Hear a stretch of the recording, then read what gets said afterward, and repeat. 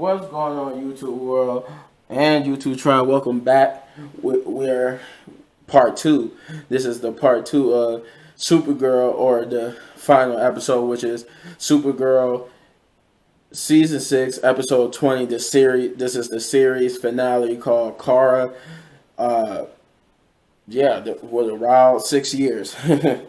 But yeah, the synopsis for this episode reads: Supergirl is joined by her family and familiar. I'm about to say family and friends, familiar faces from the past to help her stop Lex and Nixley for good. Alex and Kelly prepare to walk down the aisle. So, because this was the series finale of Supergirl, everyone came back. You know, they brought everybody back from pretty much everybody from season 1, and anybody that ever been good in Kara's life, they end up showing in this episode. I think Kara's mother came back. There were revelations. There was a whole type of stuff. So to start off, they started off with Lena and her mother, and basically Lena's mother is dying, and she is nothing that Lena could do to save her mother, magic or otherwise. So on her deathbed, she reveals to Lena that she always knew about Lena's witch heritage, and that she had magical powers herself, and that she basically was confessing that she was apologizing that what she did, and she explained that what she did to Lena was she basically used these like candles and this stuff to stifle her powers, and basically push her towards the ideal of science over magic, because I guess her husband couldn't stand being around Lena, because he could sense her goodness, her light. He could sense that side of her, that witch side of her. So she didn't want her to feel the wrath of her husband. So she brought these magical candles and stuff that stifles a witch's powers. And she basically confessed to Lena that she's sorry for the fact that she never got to grow up as the person she was meant to be, but the person the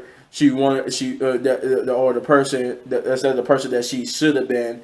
And Lena's like, what you think this confession is going to make everything better? She said, no, this confession is to set you free, so that you can finally at least be able to finally try to live what's left of your life the way you should have been living.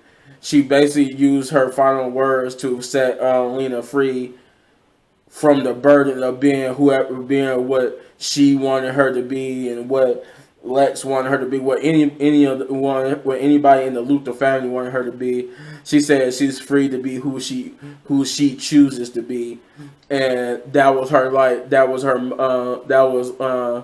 Lex's and Lena's mother's final gift to her, was the fact that she's free to be whoever.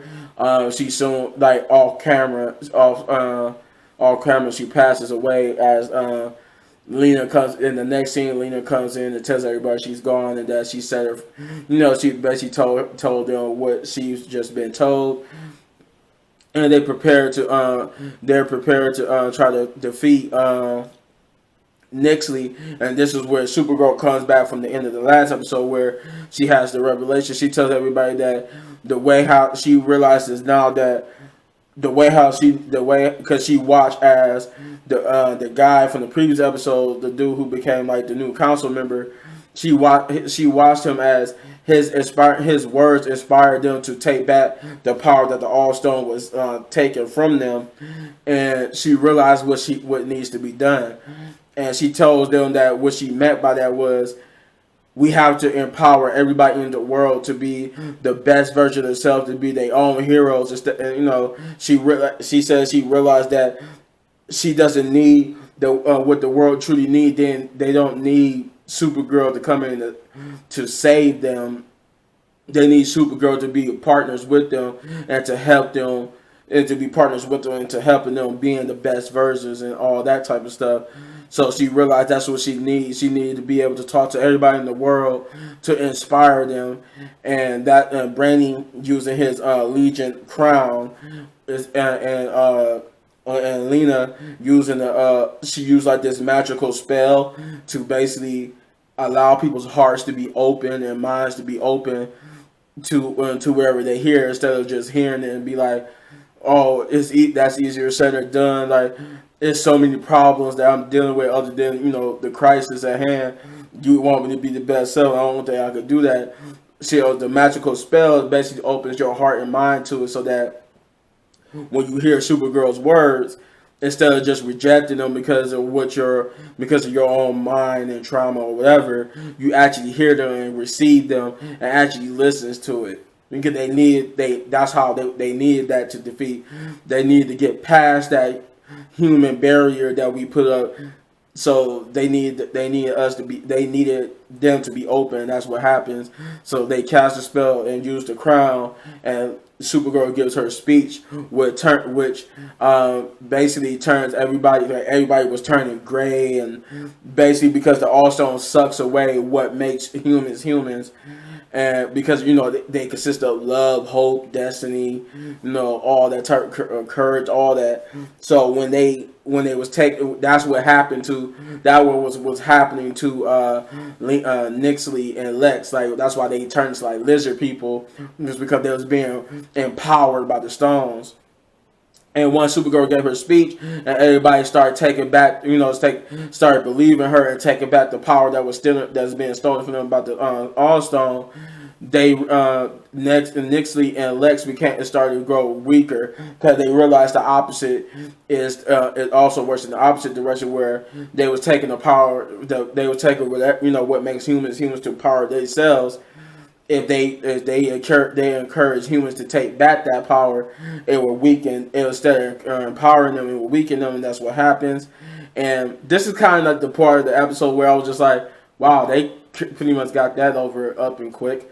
But yeah, pretty much the battle ensures. The battle that Nixley and Lex were having each other comes to a halt, because they realize they are losing power, which they are then confronted by the Super Friends, and with them realizing that they are outmatched at the point. Nixley and Lex brings back old foes from basically the Supergirl's past. Like, we see the Earth X version of Kara come back. We see oh damn, I forgot the guy. I forgot the Superman villain, the one that has the kryptonite in his chest. I almost call him a Mortal Kombat character, but the guy I'm talking about, that comic book villain, the one that's always just throwing Superman's side, because every time you try to fight him, he got that kryptonite stuck to his chest. We see him. We see that Dream Demon from a couple episodes ago. We see pretty much everybody. They pretty much brought everybody from any villain from not just this season but past seasons. And now Lex and Nixley have an army in that as well, and they all get to fight, which prompts back to bring back old allies as themselves. This is the part where, like I said, Supergirl's mother comes back. Earth Mother, they brought her back, who was also she even made reference to the fact that she was the old school Supergirl herself, because she had like a shotgun helping the Super Friends, and she was like, you would think I was a Kryptonian in another life. She said only in the movies. And Alex said only in the movies, which make reference to the fact that if you don't know, Supergirl's Earth Mother is played by a previous Supergirl from the old school Superman movies. She's also a veteran to Smallville as well. I think on Smallville she played Clark's birth mother, his Kryptonian mother. But they bring her back. Jimmy returns. Monel returns, or among others. I think I won't say who else returns, but there were a little bit more returns, and then um, yeah, the battle pretty much pretty much that battles consist of just like a montage of them, everybody fighting everybody. Like you see that Supergirl took her Earth X counterpart. Though I kind of wish they would have like taken the mask. They just kept the mask on her, but I wish they would have taken it also. You could actually see both of them talk and clash with each other. That would have been cool, but yeah, you see Monel. He helped with the Earth X, Supergirl, and Lex. The final battle basically came down to where they defeated all the fake copies, and it was just Lex and Nixie again. So Lex realizing and then where everybody basically stood up, and even not just the heroes now, but the people of National City, they also stood with Supergirl to stand against Lex and Nixley, and this depowers the All Stone all the way to it. All the way is the All Stone has no more power. And Nixley, she doesn't know what to do. Lex basically pulls one final trick out of his bag, and he opens the portal to the Phantom Zone, which allowed Phantoms to come through. And everybody, oh my god, I think I think it was either Lena or Nia. One of them said, "Oh my god, he's insane." And Lena's like, "Lex, what are you doing? You know how much chaos they could cause. Close the portal." And and then John is like, just one of those things nearly destroyed National City. Like, what are we gonna do now? Where there's like an army of them, and they all look, and they just like, the Supergirls are like, we're just gonna stand. We just basically gonna fight. And Lex basically out of what Lena told him. He said, just as well as I do, sister, that when you open the portal to the Phantom Zone, it can't be closed. It can't be closed until, I guess, the Phantoms close it. And he basically sends the Phantoms after the Super Friends and the people, and they fly towards the Super Friends, and then they get there and they just hover there for a minute, and they fly backwards. And they like, what's going on? Why they're not attacking? And they start, and you see that they starting to attack Lex and Nixley.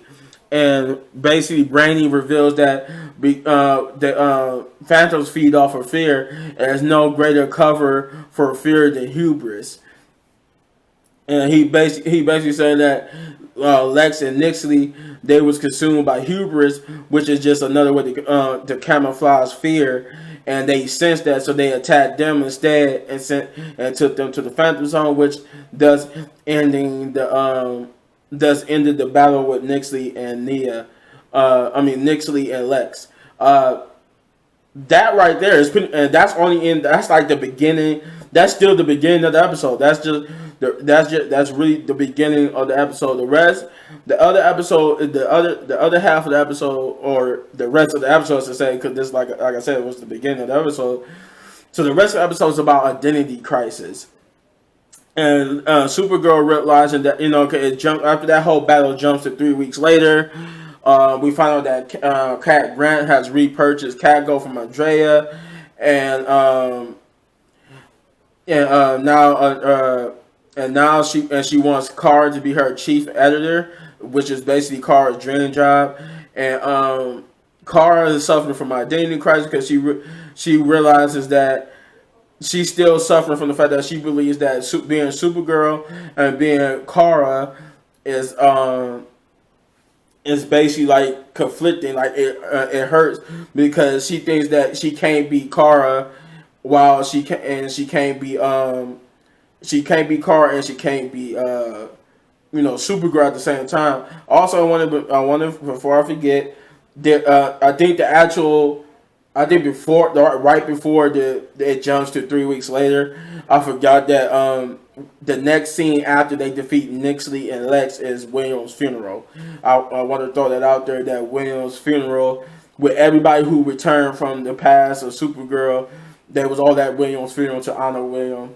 And Andrea basically said that she was going to make an award in William's name. And then you see this montage of different things happening and how some of their lives start to change. And then it jumps to 3 weeks later. And that's where we get to the later half of this episode, which is basically Alex's wedding and Kara's identity crisis.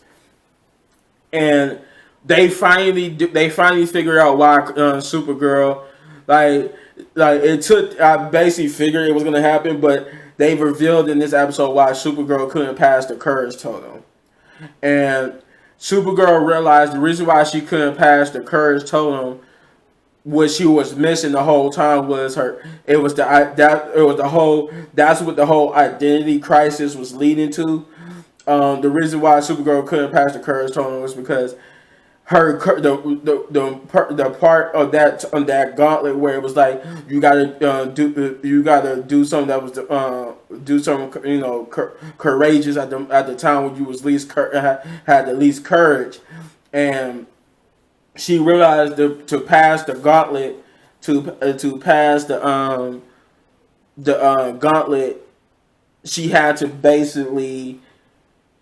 The part where she was the least courage, she realized was that it was her identity. I'm sorry, I was trying to figure out how to form it, but yeah, it was her identity.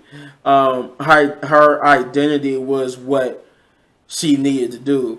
When she realized it took her all this to realize why she failed. She said when she failed, she realized the reason why it kept taking her back to that moment when she first saved Alex on that plane. She realized that what she didn't do the first time, what she didn't do in real life that the gauntlet wanted her to do, was that she was supposed to save Alex. Like she did. She was supposed to save Alex, but she was supposed to reveal herself as being both Kara and Supergirl. Because the most courageous thing she could have did was not hide herself by calling herself Supergirl. I guess the total wanted her to basically end the gauntlet when she saved Alex and people was asking who is she. The gauntlet wanted her to say that she was Kara Danvers instead of just flying away and not revealing who she was. So she basically tells Lena. I think she tells Lena that that's why she failed the gauntlet was because she didn't reveal to the world who she was, and this leads to her basically having another conversation with Cat Grant. Finally, we finally get the whole Kara knows that Cat Grant knows that she's Supergirl, and basically she tells her that instead of trying to be two different people, why don't you just be a combination of both? But she tells her the reason why. She said the reason why you need to, because she said those glasses didn't really. It might have fooled everybody else, but she said she reveals the reason how she found out was because she said she wasn't fooled. She just wasn't fooled by the glasses. The moment she took out the glasses, became Supergirl around her. She realized it was both the same person. She realized She realized like how basically Cat Grant they showed you that Cat Grant was basically us. Reading like a comic book with Supergirl and Superman, how we always thought like, how come people can't tell the difference between Supergirl and Superman, and the only thing they do is put on the glasses. And Cat Grant basically shattered that little notion by telling the audience and Supergirl that she always knew that she was Supergirl. She said, oh my God, those glasses, that was ridiculous. Cause she basically said it was ridiculous to hide behind the glasses because they don't do nothing but make you just look like Supergirl with glasses on. So she basically revealed that the moment she saw Kara, and then I guess she knew from the first moment that she saw Kara, and then the first time she met Supergirl, that Kara and Supergirl was the same person, because she said she basically told Supergirl, you look the same. You and Supergirl looked the same. You were just one person had on when you was Kara, you just had on glasses, and when you Supergirl, you don't have on glasses. So this revelation, this second talk with Cat Grant, pushes Kara to do what she was always been afraid to do, is to be a combination of both. Because they was telling her she don't have to give up being Supergirl or give up being Kara Danvers. she just finally need to step away from the shadows and do something that she never did before, in which the Gauntlet was trying to get her to do, was basically reveal her identity. And that's what ended up being going towards this end of this episode, where Kara basically, she has a after that talk with Cat Grant and Lena. She finally realized what she needs to do. She finally, like, she takes off her glasses and put it down on this on like this crate, and basically and leaves it behind, symbolizing that she finally left behind the notion that she needed to hide who she is. And we see Kara and everybody having fun. You know, you see Alex and Kelly leave for their honeymoon, and then you see everybody having fun and basically enjoying themselves. Look like leading up. They don't have no little. It doesn't have a little lead up to Armageddon, but we do see the final of the episode is an interview with Supergirl from Cat Grant, revealing that Cat Grant, you know, in this interview, revealing to the world that Kara, her chief and editor of Catco, is basically Supergirl. So in all, this final episode, I guess would be the final. This would be the final review for Supergirl. I would give this episode 10 out of 10. To me, it was okay. It was a great sign off. A lot of things they could have did a lot of things better, but for the fact that this was a show that made it this far, from almost being canceled after the first season, and then it was joyous enough to have 5 more seasons. I think this episode pretty much paid off a lot of loose ends. You know, you got to see Kara finally come out the shadows, and basically the whole world now knows that Kara and Supergirl are the same person. And you see Cat Grant is back as, you know, the owner of Catco. You saw everybody have their own little happy ending. Who knows what happened when Armageddon comes back? Because some of these characters, from what I understand, some of the characters from Supergirl will be in the crossover Armageddon. Cause I know they said Batwoman. I think Supergirl, John, at least Supergirl, John, and Alex are supposed to be back in Armageddon. So we'll see when the Flash starts who all show up along with the other heroes. But yeah, 10 big ups, perfect 10. It was a great little emotional farewell love letter to all the fans of Supergirl. So I pretty much enjoyed it. But if you enjoyed it, let me know in the comments down below how you felt about this final episode of Supergirl. And if you enjoyed the video, hit that button right there in the upper right corner for all of my reviews. And if you enjoyed the video so much you want to support the channel, then hit that like button, hit that subscribe button, become part of the tribe, and hit that notification button, turn it all the way on so you get notified when I drop videos. And as always, hit any one of these videos for more of my amazing content. But don't go nowhere, because I probably got more content coming for you. So, peace.